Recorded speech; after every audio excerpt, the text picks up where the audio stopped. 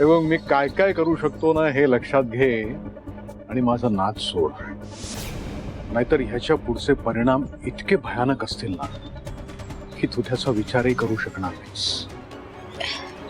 सरपोतदार साहेब, कुणाला भीती घालताय तुम्ही?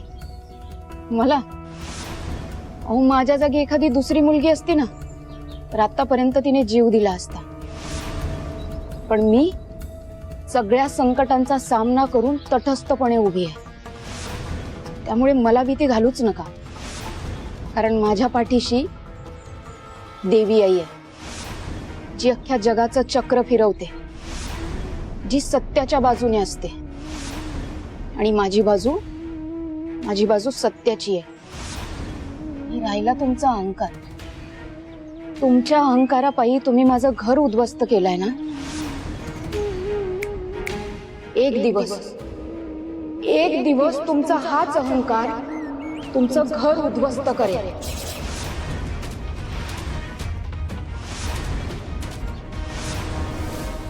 बापरे स्वानंदी, केवढा घाबरलो मी. माझं काय उद्ध्वस्त होईल होणार नाही ते माझं मी बघून घेईन. पण आता तुला जे काही भोगायला लागतंय ना त्यातनं कशी स्वतःची सुटका करून घ्यायची याचा विचार करतो. तुला मी सांगितलं होतं की नाही की मणीला मी तुझ्यापासून तोडीन, तुझ्यापासून लांब नेईन. तसंच केलंय मी. मणी आता माझ्या बरोबर आहे इथे बंगल्यात. हा आणि स्वानंदी, मी जर तुझ्या जागी असतो ना तर इतका मानहानिकारक पराभव झाल्यानंतर मी इथे थांबलोच नसतो. माझं चंबू गव्हाळ उचलून मी केव्हाच इथनं गेलो असतो. आणि ह्या ज्या आउट हाऊस मध्ये तू राहतेस ना ते आउट हाऊस या खासदार सरपोतदाराचं आहे आणि मी ते मणीला दिलेलं आहे. आता मणी माझ्याबरोबर इथे बंगल्यात राहणार आहे, तेव्हा तू ते आउट हाऊस स्वतःचं घर समजू नकोस. हा बाकी तू टॅलेंटेड आहेसच. I am the best.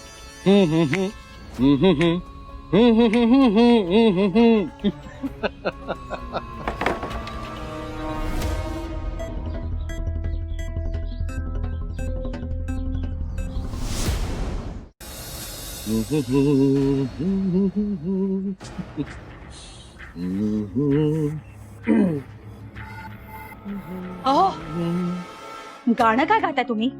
नाही नाही, आपण एक काम करूया, तुम्ही ऑर्केस्ट्रा बोलवा, आपण सगळे मिळून नाचूया. तुम्ही त्या तुमच्या लाडक्या मणीला आपल्या घरात राहायला बोलावलंय म्हणून तुम्ही मुद्दाम करताना हे सगळं मला त्रास व्हावा म्हणून त्या आश्रित मणीला इथे राहायला बोलवायची हिंमत कशी झाली तुमची? शालिनी, तुमच्या प्रत्येक प्रश्नाचं उत्तर माझ्याकडे आहे, पण मी उत्तर द्यायला बांधील नाही.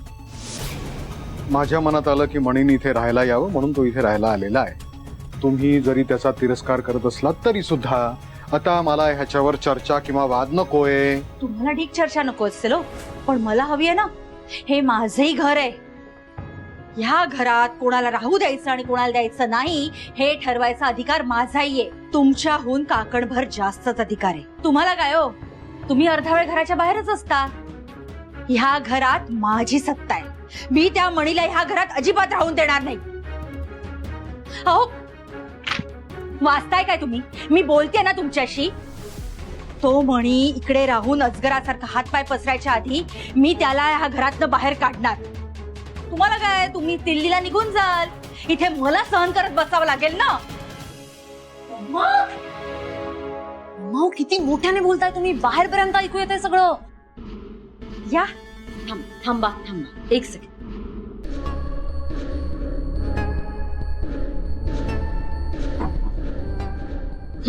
आपलीच कमी होती बोलायला. तो नोकर मणी आपल्या घरात राहायला आला आणि मी शांत बसायचं? पायघड्या घालायच्या काय आता मी? मम्मा चिल, शांत व्हा. असं काही करायचं नाहीये, पण या सगळ्याकडे बघायचा पॉइंट ऑफ व्ह्यू चेंज करायचा. म्हणजे सांग, मणी आपल्या घरात राहायला आलाय याकडे संकट म्हणून न बघता ऑपॉर्च्युनिटी म्हणून बघायचं. म्हणजे तुमची अशी चिडचिड नाही होणार. म्हणजे बस कर आता, काहीतरी स्पष्टपणे बोल ग. सांगते मम्मा, ऐका. मणी आता आपल्या इथे राहतोय आणि स्वानंदी तिकडे आउट हाऊस मध्ये राहते, करेक्ट? म्हणजे दोघे वेगवेगळे राहत आहेत, बरोबर? म्हणजे स्वानंदीला मणी नेहमी वाचवायला जाणार नाही. आता तो तिच्या बाजूने नसेल, स्वानंदी एकटी पडलेली आहे. याचाच अर्थ मणी आणि स्वानंदी ऑलमोस्ट एकमेकांपासून वेगळे झालेत. याच संधीचा फायदा घ्यायचा आणि आपला जो अपमान केलाय ना त्याचा बदला घ्यायचा. डिवाइड अँड रूल हाच तर डॅडचा फॉर्म्युला आहे ना. मग ते पॉलिटिक्स असू देत किंवा घर, डॅडचा फॉर्म्युला सुपर हिट असतो. शाबास संचिता, व्हेरी गुड.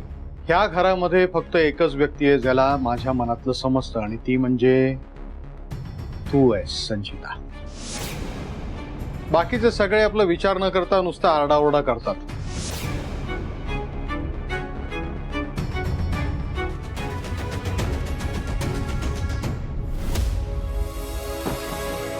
उमा, तुम्हाला पटलंय ना माझं म्हणणं?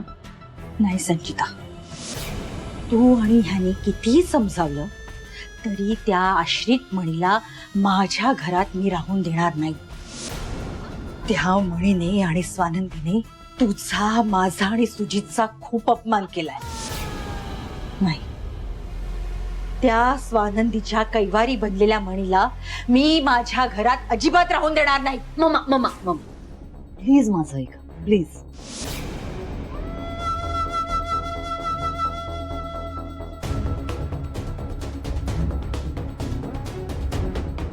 कळलं? ठीक आहे, त्या आश्रिताची खरी जागा कुठे आहे ती दाखवून देते आता त्याला.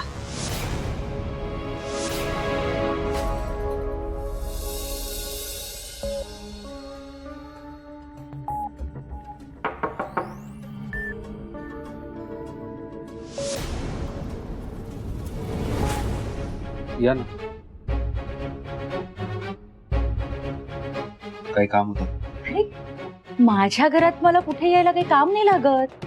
मी कधीही, कुठेही, केव्हाही माझ्या घरात फिरू शकते. अर्थातच. ते सोड, तुझी तब्येत कशी आहे आता? काल चक्कर आली होती ना, मी विचारपूस करायला आली तुझी. नाही, नका काळजी करू, बरं आहे. बरा नाही तर काय म्हणशील, चांगला ठणठणीत तर आहेस. आणि मला माहितीये तुझ्या आजारपणाच्या नाटकांना बोलायला मी काही साहेब नाहीये. आजारपणाची नाटकं काय बोलताय मॅडम तुम्ही? अरे नाटकं नाही तर काय, तुझ्यासारख्या तरुण मुलाला चक्कर यायला काय झालंय म्हणी. मला माहितीये हे सगळं सहानुभूती मिळवायला केलंयस तू. तुझी ती बायको आहे ना स्वानंदी, तिचं पाप लपवायला केलंयस. ह्यांच्या तोंडाला काळं फासायला उद्युक्त केलं त्या माणसांना हे कळेल सगळ्यांना म्हणून तिच्याकडनं लक्ष वेधून घ्यायला तू हे नाटक केलंयस म्हणी. मॅडम असं काही नाहीये. एक कमॉन मणी. अरे डॅड सुद्धा नाहीयेत आता इथे, कशाला नाटकं करतोयस? आम्हाला तू आणि तुझं बायको प्रेम माहित नाहीये का रे? काय बोलतोयस? असू दे मणी, तुला जरी ह्यानी ह्या घरात राहायला बोलावलं असलं तरी तू इथे राहू शकत नाहीस. तुला तक्रार करायची आहे, जाऊन कर. पण मी का तक्रार करेन? आणि संचिता, ही रूम केवढी घाण झालीये ग. ही स्वानंदी साफसफाई करायला लागल्यापासून घराचा नुसता उकिरडा झालाय. बाहेरनं माणसं बोलवून साफ करायला लागेल ही रूम. संचिताचे काही फ्रेंड्स येणार आहेत अमेरिकन, त्यांची राहायची सोय करायची आम्हाला इथे. हो की नाही ग संचिता?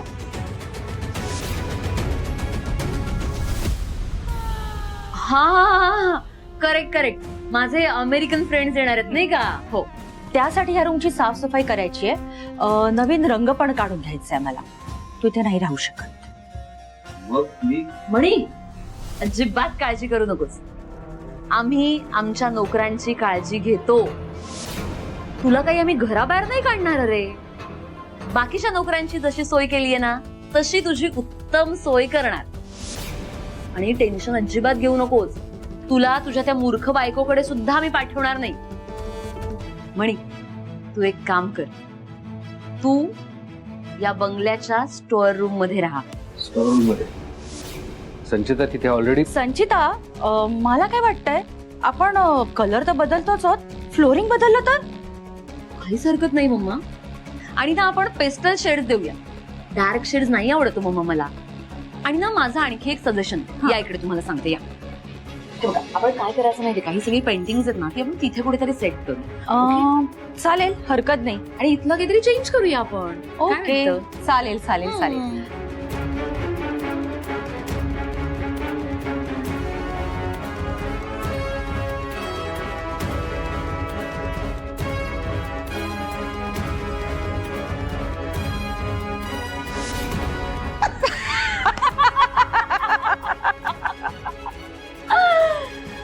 आश्रित माझ्या घरात येऊन राहणार होता.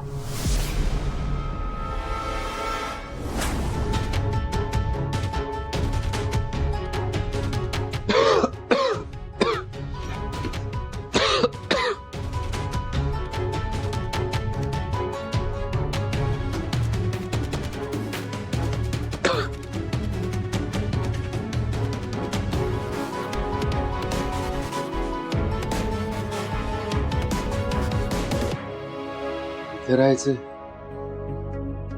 इथे राहणं अशक्य आहे. हे काय भलत्याच खुश दिसताय तुम्ही. आम्हाला तरी कळू दे तुमच्या आनंदाचं कारण. हा? म्हणजे संचिता तू तरी सांग का, म्हणजे इतकं का हसताय तुम्ही?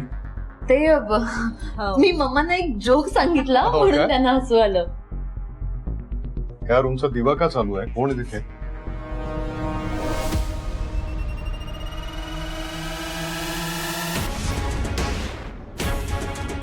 मणी, बाहेर ये, बाहेर ये.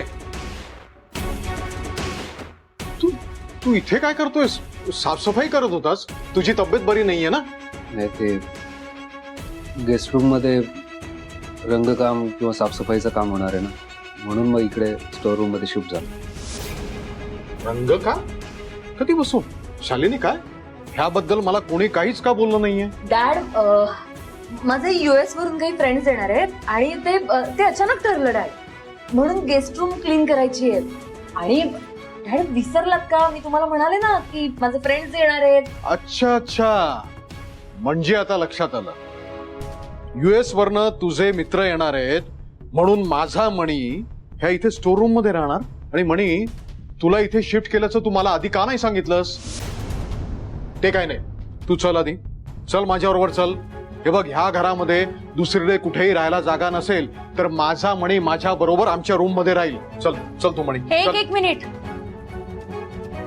ती रूम तुमची नाहीये, फक्त माझाही अधिकार आहे त्या रूमवर. आणि त्याच अधिकाऱ्याने सांगते मणी त्या रूम मध्ये नाही राहणार. शालिनी, त्या रूमवर तुमचा जेवढा अधिकार आहे ना तितकंच तुमचं कर्तव्य पण आहे. मणीला ह्या घरामध्ये कम्फर्टेबल वाटू देणं. त्याची काळजी मी कशाला करू?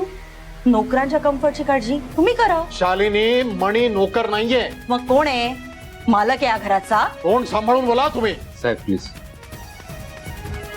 बघा, मी राहीन इथे, मला काही त्रास होणार नाही. हवं तर मी कोणाकडून दुसऱ्याकडून साफ करून घेईन. तुम्ही खरंच काळजी करू नका आणि प्लीज माझ्यामुळे घरात वाद घालू नका. ठीक आहे मणी, तो म्हणतोय सर.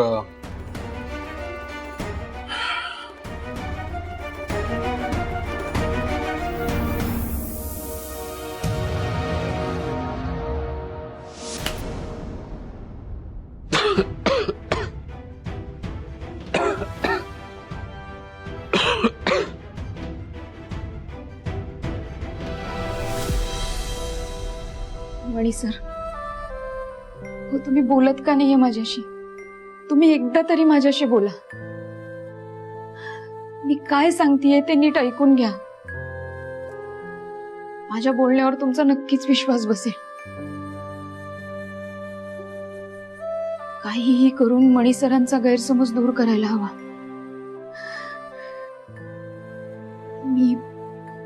मी फोन करू का त्यांना? नाही, मला माहितीये मणी सर माझा फोन उचलणार नाही. मग काय करू मी? जितका जास्त आमच्या नात्यात अबोला राहील तितकंच जास्त सरपोतदार साहेब आमच्या नात्यात विष घालवतील. मला काहीही करून मणी सरांना भेटायला हवं.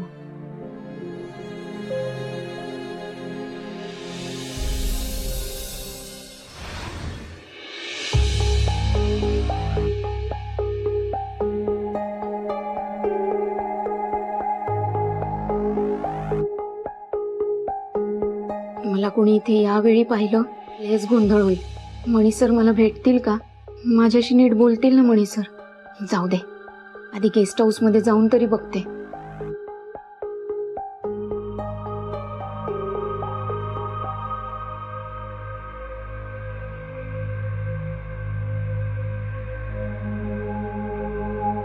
मणी सर, मणी सर, मणी सर.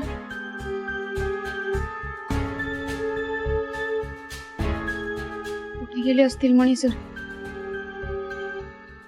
माझ्यावर लय चिडलेत ते. त्यांनी स्वतःला काही करून तर नाही ना घेतलं? नाही, मणी सर असं काही करणार नाही. देवी आहे, प्लीज माझ्या डोक्यात असले विचार येऊ देऊ नकोस. मणी सर इथेच कुठेतरी असतील बंगल्यात. जाऊन बघते त्यांना.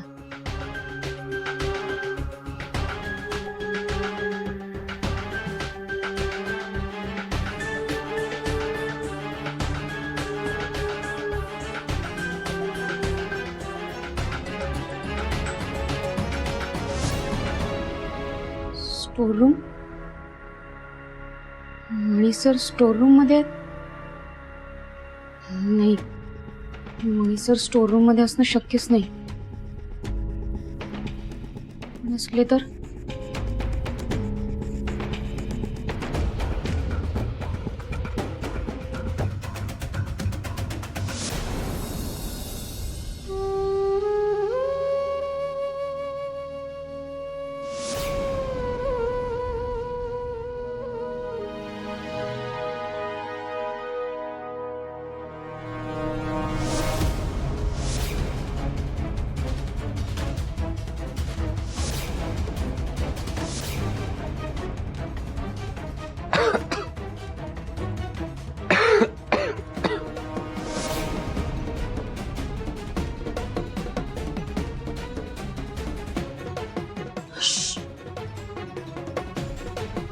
संचिता मॅडम. इतक्या रात्री आमच्या घरात का घुसलीस तू? तू चोरी करायला आलीस का? आता कसली चोरी करायची आहे तुला? पैशांची की दागिन्यांची? स्वानंदी, बोलावू का सगळ्यांनी आणि सांगू की तुला चोरी करताना मी रेड हँड पकडलीये म्हणून? बोलावू सगळ्यांना? थेट जेलमध्ये जाशील ना. आणि आता तुला वाचवायला तुझा लाडका नवरा मणी सुद्धा नसेल. बोल काय करायचं? बोलावू सगळ्यांना? संचिता मॅडम, विश्वास ठेवा माझ्यावर. मी चोरी करायला नव्हते आले. मी मणी सरांना भेटायला आले होते. तुम्ही उगाच गैरसमज करून घेऊ नका. मी हात जोडते तुमच्या पुढे. तुम्ही कोणाला काहीच बोलू नका. प्लीज बोलू नका कोणाला.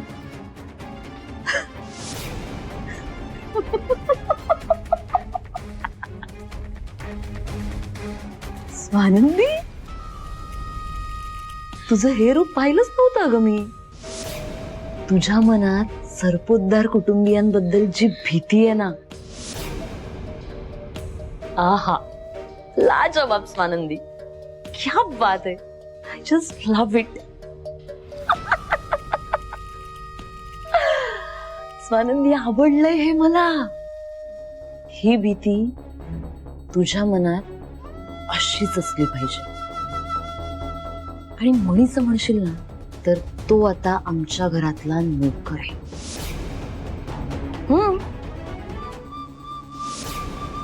Domestic servant.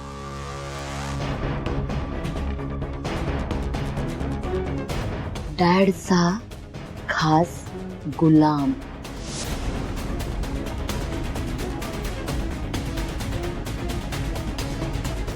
त्यामुळे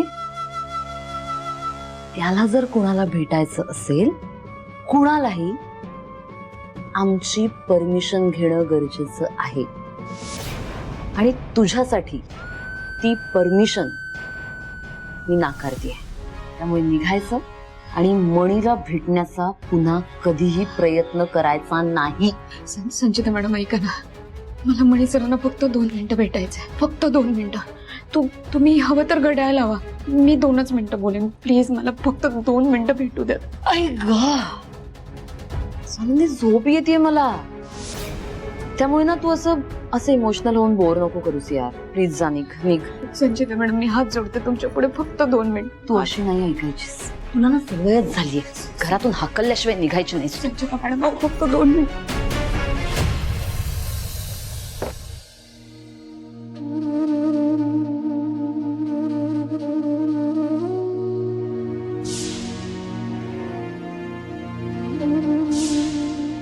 सराव, तुम्ही त्या अडगळीच्या खोलीत कसे आणि का राहतायत? काय अवस्था करून ठेवली आहे त्या लोकांनी तुमची? तुम्हाला कळत कसं नाहीये? तुमच्या आयुष्यातल्या सगळ्या त्रासाचं कारण ते सरपोतदार साहेब आहेत. आताही तुम्हाला असं वाटतंय ते तुम्हाला मदत करतायत, पण नाही, ते तुमचा वापर करतायत मणी सर. मला नाही सहन होत हे. तुम्ही त्या अडगळीच्या खोलीत राहिलात ना तर तुमच्या तब्येतीवर परिणाम होईल आणि ते नाही आवडणार मला. आज काही झालं तरी मी तुमच्याशी बोलणार. तुम्हाला राग आला तरी चालेल,